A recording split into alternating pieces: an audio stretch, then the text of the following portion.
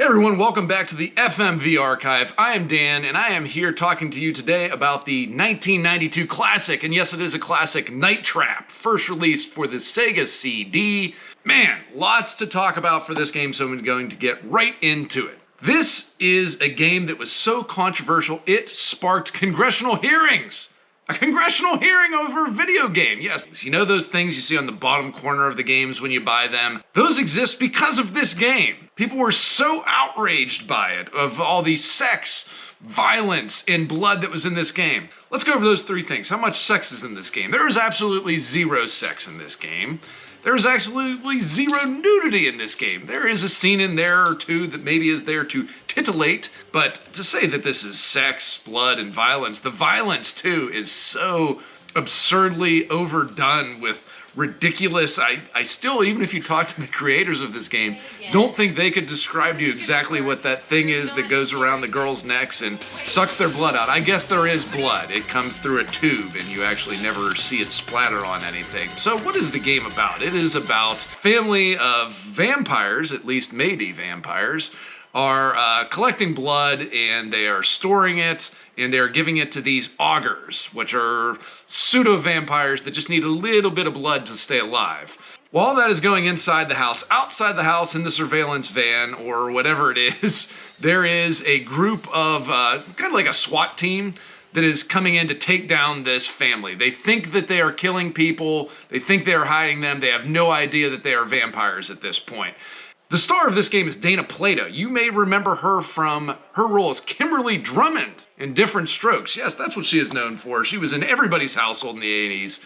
She is part of the SWAT team. She is like the person on the inside with all these other, I think it's college-aged women coming to this cabin for the weekend stay, and this is where all these people are going missing. So she's the SWAT team person on the inside, making sure that everything goes okay. There are surveillance videos in this game. They are normally controlled by the family in there, and you have to control these cameras, and there are traps in there, and you use the cameras to set up the traps to get the augurs, and the augurs are chasing these girls around, trying to get their blood, because the vampires are not giving the augurs enough blood. Does any of this make sense? Probably not. But does it all work together perfectly? Absolutely does. The congressional hearings actually, I think, made this game famous. If they did not have this, Night Trap is probably forgotten, never thought about again. And let me say that for the record, I want to state that Night Trap will never appear on a Nintendo system. This game was only released for the Sega CD at the time, but now you can kind of find this anywhere. This was released by Limited Run Games. It was one of their first ones. If you want a physical copy of it now, it's a little bit expensive, but you can download this. I've seen it as low as for $5. Anyway, it is what starts the video game rating system, so there's plenty of information out there on this one, which will not beat like a dead horse, but you absolutely need to play this game if you've never played it before, just for the historical sense of it. So is Night Trap good? Is this something you should be playing? We go through our rating system. We have 10 different categories. We rate them 0 to 10 in each category, and then we get a final score and see if this is something you would like to play. Our first category, as always, the look, the graphics. How does this game look when you play it?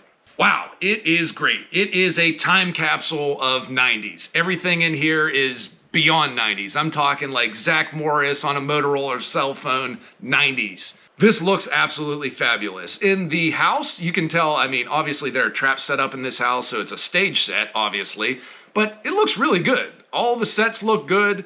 Everything looks good. The augurs are so comically, hysterically goofy and bad that I think it fits into it. It's a horror movie with horror themes, but there's nothing scary about this. It's very goofily done. The producers even say the weapon they have in there that catches people and draws out their blood, they wanted to make it look so fake that it would never offend anyone. And it is. It looks very fake and very silly. So for the look and the graphics, like I said, the video looks really good in this one too. Gotta give this one a 9. It is really well done. Gameplay. Love the clock. Watch our double switch review to find out how bad a game like this sucks when you do not have a clock. It's easy to navigate. There are color-coded things in there. There's video in there. Everything makes sense. It's easy to follow. It's not quite a guess on which room you should go in. I mean, when you see one of the girls in a room and there's an auger in that room, I should focus my attention there. There may be an auger on the roof too in another clip, but I need to save the girls more than I just need to get this auger off the roof. It is something that you can also get 100% completion on. On our playthrough, I got 95 out of 100, so close. But it is something that you can do and is actually possible because of that clock down there. So the gameplay on this one, it's going to be an 8. It is done really well. If there was a 20 points we could give for story, it would be 20 points. It is mapped out perfectly. They do not miss anything. These are vampires trying to get more blood, and they're actually putting it in wine bottles and drinking it like wine, which I love that. There's also another great scene, which I won't spoil in, with a frozen blood pop that you can eat like a popsicle. That was really cool. The story's great. It is very campy, and it is on the nose. One of the best parts is, that I mentioned before, is you can actually watch the story as you're playing the game. You can watch it for more than 7 or 8 seconds and get the dialogue and get the feel of what's actually going on with this vampire family and why they're actually doing it. There's a couple of things that you may miss out. The weird neighbor, does he need to be there? I mean, he's there and then he kind of disappears. I could go on about the neighbor part and why that character is there and why it doesn't work for days, but I won't, because that would take away from just how great this story is. Story gets a 10. Dialogue. How is the dialogue in this game? Is it written well? Yes, it is. It makes sense. The vampires probably have the best lines in it. A lot of stuff that the girls say is kind of cliched and stupid, and the girls are kind of playing cliched, stupid characters, which is what you need in a horror movie if you're killing off people. You're not gonna trash your face with this junk, are you? Megan, it could be a lot worse. Come on, look at this stuff. You know, they should test this stuff on rats before they let people like you play with it. Right, and how would they do that, Megan? With a little rat. Dana Plato's stuff is really good. She delivers it in a, like I said, actually perfect for what her character is in this. The dialogue of the SWAT team members is really goofy and cliched and very funny at times because it is so over the top. But overall, dialogue is an 8. It's good. Consequences of your decisions. They exist. It really doesn't change the game because, like I said, this is a movie playing out with that clock. It's very linear. So your choices can have some of the girls die, which will give you different death endings, but that's not the ending you want. You want the good ending, and there's only one of those. So your consequences aren't a huge impact on this game. Therefore, we're only going to give you a 4 for the consequences. How's the acting in this one? It's pretty good. Dana Plato is really the only person of any name recognition in this. All the other actors have kind of bumped around, done stuff, but you can recognize Dana Plato. This is also the first time, at least I remember her playing like a sexy character, and she pulls that off really well. The scat team is also great. It looks like they're trying to get a little bit of like a Ridley Scott Aliens tactical team type of vibe and look to it. They look good. The acting is supposed to be over the top, and they're good. I actually think the leader does a really good job on it. Going to give you a 9 for this one.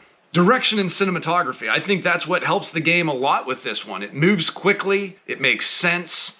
The cameras are really good, even though they are static cameras in rooms.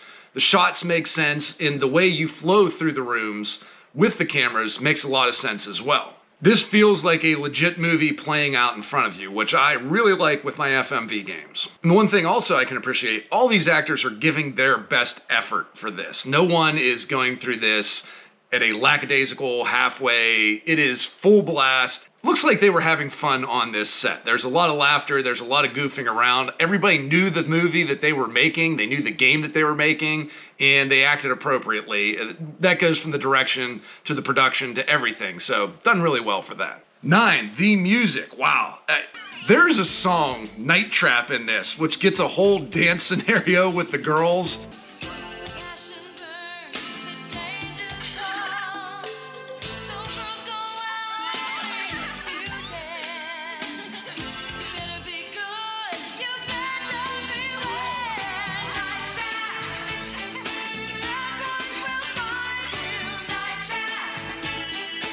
It is worth it alone just to watch that. The movie part, watch the full-length movie because there's no... But my God, in the movie scenario of it, the Night Trap dance scene is chef's kiss to that.